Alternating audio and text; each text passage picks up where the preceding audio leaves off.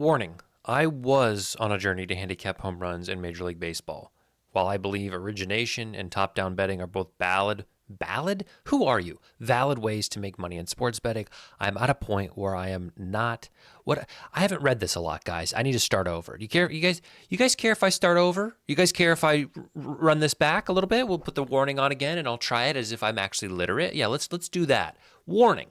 I was on a journey to handicap home runs in Major League Baseball. While I believe origination and top-down betting are both valid ways to make money in sports betting, I am at a point where they are not as fun or fulfilling as they once were. I am here to entertain and provide insights that may or may not be helpful long-term. This show is for entertainment and education. I am in my bet for fun, but still bet responsibly. I'll fix that typo era. I encourage you to reflect on what era you're in on your betting journey and like the video or whatever. Welcome back to the Green Beans Go channel. It's your host, me. We're back from All-Star break. We had a pretty solid day yesterday in terms of picks. I gave out some decent ideas, and it's not going to happen every day. And some people in the comments were like, why are you doubting yourself? Why don't you believe in yourself? It's not that I don't believe, or it's not that it's just that, I don't like when people sell a dream of this being a making money adventure, and I'm having to constantly look myself in the mirror, and I would feel more comfortable talking about this all from the perspective of fun and trying to find value, but understand those things. So enough of that. Taylor Ward, Kyle Schwarber, Bryce Harper. If you'll remember, I said Bryce Harper at 640 is crazy, guys. I may play it straight. It's not going to be an official play, but I may get some coinage on it. I put some coinage on it, and I won. Of course, I won without it being official play. That's how it goes on this channel, guys. Rooker, Hayes, and Diaz as well. I said Reds money line might have some value. They won outright. I said Miami money line might have some value. They won outright. I did say if you didn't like the money line, take the under. The under was horribly wrong. There were 15 runs scored in that game, but Miami did come away with the victory. Now, here's what I want to talk about. This is a common thing. This is now the third time in the history of this channel that I've made a winning parlay. And listen, I am of the vein that if you don't share it before, you don't share it after. But I need you guys to understand here what's going on. How did you get a second 50% boost? The same way you could too if you were married. My wife really loves Brent Rooker. She loved how he was feeding his kid during the home run derby. Do you get what I'm saying here? All right? I made another bet yesterday. My wife made another bet yesterday. And that one won. Of course that one won. Of course I gave you out the losing one, and then this one wins. So this is the frustrating part. Like, we are down 11 units, right? But if you'll remember, for the real OGs, there was a pick I made on Better with like Riley Green and somebody else weeks ago that won. This one, I've hit another one when I was on vacation in North Carolina that won. So it's like I went off the clock. I didn't share this in the Patreon. I didn't tell any. It's not that, guys. It's just what happens. The ones that you don't share win. So again, I'm thankful. I'm happy. But that is the frustrating part of trying to navigate all this. Yesterday in my life, I watched Despicable Me for the first time ever. And dare I say, solid film. I think it's a profound social commentary. And I think it has a bigger message, and I actually found, while I was watching it, relating myself a lot to Gru, and relating ironically, the evil enterprise with Vector and those guys, the sports betting industry, right? And me trying to fit into something that I really don't fit into, and we don't have to talk about that because that's kind of a lot. But that was my job. When I taught high school English, I was focused a lot on rhetoric and focused a lot on, analyzing why authors do the things they do, what choices do they make in their writing or their speaking for the desired effect. And so I analyze almost every piece of media, even a kid's show, from the lens of rhetoric. And it drives my wife crazy. It drives a lot of people crazy, but I like the movie. We'll just put it like that. Speaking of,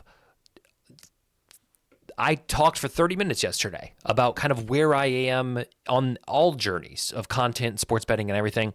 And if you want to watch that, you can. I don't expect a lot of YouTube. Some of you have. And I got a lot of messages about it. Check out that snake plant. I mean, that thing is massive in the background. My wife is ticked that it's not downstairs. And I got a message that was profound. I said, holy cow, dude, can I use this in my video tomorrow? And I've decided I need to make its own video. I need to make this its own video because that's how good it is. So stay tuned for that. I think it's a huge, it's like the last piece of the puzzle that fit in last night. And I was like, holy cow, that's it. That's it. Lastly, before we talk picks, do y'all listen? Have y'all ever considered watching the whole video? Have y'all ever considered putting it in 2 times speed and locking in for half the time it says, which is usually about 15 minutes, 7.5 minutes, just hear what I have to say before you go into the comments and say some crazy stuff? Oh, shoot. Paid subscription, not you. It was fun while it lasted. Yeah, bro, paid subscription services are highly profitable better, not just to talk. I think it's our 4 highly profitable bettors, not just to talk. Terrible idea, unfortunately, for you. So never join a betting Discord, just a Patreon, right? For the last time. This is not a betting Patreon. This is a Patreon that supports my art, supports me as a creator, where we can talk about things, where we can be in a fantasy football contest together, where we can do fun things, where we can talk about videos and content in the sports world. Like, I didn't give out picks in there. I'm not going to post things, past post victories on this channel. I'm not gonna do that, right? If this was a sports betting Discord, I'd be throwing up, hey, this was posted in the Patreon yesterday. You guys might want to get in. We're winning money in there. No, that's not what this is. All it is a way for you to support me as a creator and support my art. And if that's not interesting to you, everything else on these videos is going to stay the exact same. So speaking of, let's do it. Rafael Devers, Matt Chapman, and George Springer. Devers, you may be fearful because he's going up against a lefty. His reverse splits, his lefty-on-lefty matchups are good. Historically, he likes to bat against lefties. He hits lefties well. At that number, I like him. Game in New York, how things can change in a day. I loved Cincinnati yesterday. I hated New York. And today, it's flip-flopped. Red, green. Lindor, Soto are my leans. Sure. Mets money line, although I didn't check the price. I may not like the value when it's all said and done. Game in Miami. Vinny Pasquantino, Jack Caglione, Kyle Stowers, one of the hottest bats in the league right now. I'll lean into it. 2 yesterday, maybe 3 the day before the All-Star break, 5 in his last 2 games. That's unheard of. Jesus Sanchez. Now, why is Caglione orange? Now, if you'll remember, I've talked about this. For those of you who do listen to everything I have to say, bless your hearts. I have been looking purely at matchup and not worrying about number when I do my handicapping. And I feel like it's helped. I know it's helping me. I feel more confident and I've had better reads. And I'm picking guys who I normally wouldn't pick based on a few odds differences, right? However, when I go back and look at the odds, sometimes whoa happens, right? Sometimes I feel something where I'm like, I did not expect Caglione to be that price. So the orange today represents guys that I think have value, guys whose number was shockingly high. And I like them anyway. So double whammy. Philly looks good again today. Trey Turner, Alec Boehm, Castellanos if you're feeling wild. I like righties in this one. Game in Pittsburgh, Cruz or Reynolds. I didn't want to force it. I don't think their matchup overall against Chicago is that good, so I'm staying away from official plays, Miguel Vargas and Luis Robert, if you want to take any White Sox.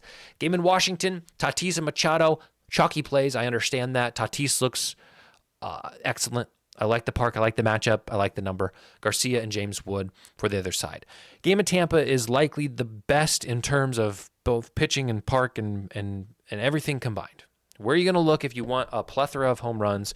I'd say look at that game. And if they're wearing orange, they're in play. When I tell you Zach Littell, his stuff looks like it could be sent to another stratosphere by these Orioles. I'm talking aeronautics. I'm talking,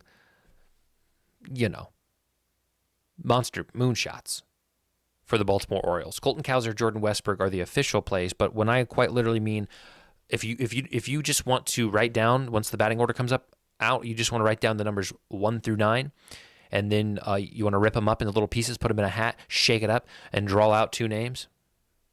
You just want to bet those guys? Go for it. Like, that's how good this lineup looks against Zach Littell. Tampa Bay, Aranda and Lowe, both look good. Game in Texas, Colt Keith, Riley Green. I like their matchups. Don't like a ton else for Detroit. Corey Seager, Dolis Garcia for Texas. Game in Cleveland, Rooker again. He's seeing the ball. He's hitting the ball. He's a little chalky, but I like him. And Miguel Andujar, Jose Ramirez for Cleveland. Game in Arizona, Corbin Carroll, Josh Naylor continues to perplex me at that number. It's a bizarre number. It's a good matchup. It's not a great matchup. Sonny Gray is good, but I think Josh Naylor can hit Sonny Gray today. 900 is crazy for Justin Naylor. Suarez, as well, his birthday was yesterday. Didn't hit one on his birthday, maybe a day late and $1 short. Brendan Donovan on the other side. Last games of the night, game in Chicago is another one that I believe is optimistic, similar to Tampa Bay. And Boston is Baltimore in this one. It's the write down all the Boston guys and draw them from a hat. I don't care who you pick. They look good against Imanaga, of all people. Shota Imanaga is pitching for Chicago. I thought he was the stuff. I thought he was the truth. I thought Imanaga was going to walk into this league and be the guy. And lately this year he's not been, and it looks like Boston could give him a crazy run for his money. So I'm officially endorsing Refsnyder and Bregman, but with the wind blowing out and how they're matching up against him, holy Boston baked beans. I mean, let those suckers go. Do you guys like Boston baked beans? That's a candy, and it's foul.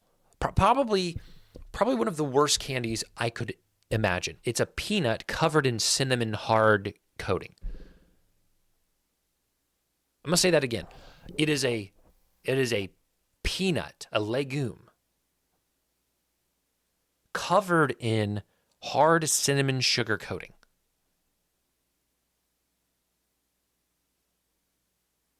But hey, Boston baked beans, let's let them fly. Kyle Tucker, Pete Crow Armstrong for the other side. It's a good spot to look. Atlanta, Aaron Judge, Stanton, Acuna, and Olsen. I like New York in this one, which is crazy because they're on the road, and I don't love them typically, but the pitcher for Atlanta looks a little suspect. Judge and Stanton are chalky. I understand that, but they're the best plays I got for you. Game in Colorado is probably the third best game in terms of weather and park and everything. Lots are in play here for Colorado. Now, Colorado consistently is this team that I look at and I go, gosh, they have no bats. Oh, nobody looks good. But today, they do look good. More than just Moniak and Goodman. Those are my official plays, but you can look at some other Colorado guys. I'm not talking put their names in a hat and draw them out, as I was for Boston and Baltimore, but there are other options. Check them out if you want. For Minnesota, Matt Wallner and Willie Castro. Castro is of the Bohm and Caglione vein, where I saw 700. I thought, oh, wow, 700? That's pretty good. I'd expect 540. So I think there's value there. But what do I know? I don't know. LA looks good. Now, here's something else I want to say. Yesterday, I apologized to you. If you'll remember, on LA, I have Mookie Betts, and I said my sincerest apologies. And I feel as if I am obligated to give out plays. I am obligated to lead you directions. I'm obligated not to force, but to provide. And yesterday, that game was 2-0.